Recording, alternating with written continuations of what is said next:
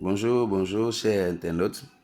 Alors, je ne sais pas si nous sommes au même niveau d'information, mais d'après BBC Afrique, le taux de femmes qui accouchent par césarienne a quasiment doublé.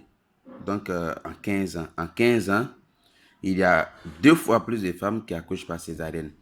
Lorsqu'on reçoit ce type d'informations, la seule question qu'on peut se poser, quelle est la raison pour laquelle nos mamans, sinon nos épouses, ne peuvent plus accoucher par voie normale et qu'elles sont obligées d'accoucher donc par césarienne.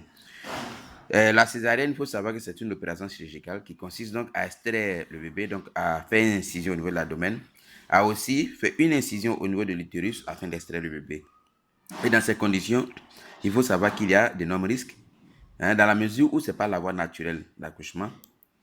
Et la question devient encore plus inquiétante lorsqu'on se rend compte que dans le passé, sinon par le passé, le taux de femmes qui accouchaient par césarienne n'était pas aussi élevé. Quelles sont donc les causes? D'aucuns diront que voici, ce sont les sages-femmes, d'autres diront que ce sont les médecins, d'autres diront que c'est la médecine. Mais nous disons tout simplement que la femme elle-même, elle a une très grande part de responsabilité. L'homme également a une très grande part de responsabilité. Dans la mesure où l'accouchement n'est que la finalité d'un processus qui commence depuis la puberté. Donc, dès l'âge de la puberté déjà, nos appareils génitaux commencent donc à fonctionner. Donc, il y a un fonctionnement normal de ces appareils génitaux-là. Mais comme nous ne sommes pas bien informés, nous ne sommes pas bien formés, nous n'avons pas de compétences dans ce domaine, il arrive que dès ce moment, donc dès ce bas âge, il y a des signes qui montrent qu'il y a un problème. Et ces signes, nous ne prêtons pas attention.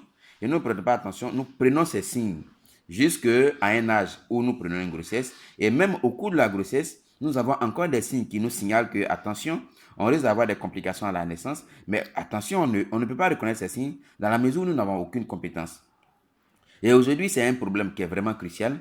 Il est vraiment facile d'accuser tout le monde. C'est les médecins, c'est ceci, c'est les sages-femmes. Mais nous-mêmes, nous avons une très grande part de responsabilité. Parce que si nous sommes formés, si nous avons des compétences, du moins comment le corps humain fonctionne, comment fonctionnent nos appareils génitaux, nous pourrons choisir ce qui est bon pour nous et ce qui n'est pas bon. Et dans la mesure où nous n'avons pas de compétences, nous sommes obligés d'accepter tout ce qu'on nous propose. On accepte tout. Et voilà, c'est pourquoi la rencontre de ce vin, ça tombe bien, je dirais que c'est peut-être une coïncidence.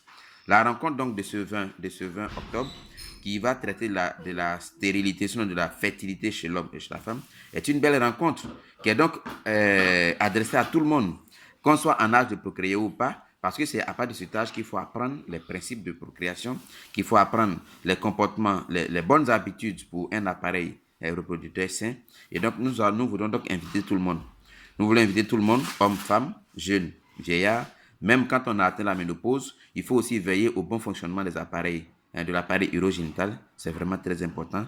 Et donc, c'est prévu pour le 20 de ce mois, donc le 20 octobre, à 15 h exactement, au niveau des deux plateaux, au feu Adjien. Donc, nous serons non loin de l'OMS. Et vraiment, venez tous parce que c'est une formation qui sera aussi simple au point où celui-même qui n'a aucune connaissance en sciences pourra comprendre. Parce qu'il ne s'agit pas d'avoir des connaissances en sciences, mais il s'agit plutôt de savoir comment le corps humain fonctionne. La même manière qu'on sait comment un appareil fonctionne, comment une télévision fonctionne, comment un réfrigérateur fonctionne, on peut aussi apprendre comment notre corps humain fonctionne. On gagnerait encore à préserver notre santé que plutôt que de chercher tout le temps à se faire suivre. Et voilà, c'est vraiment compliqué tout ça. Alors, rendez-vous pris donc le 20.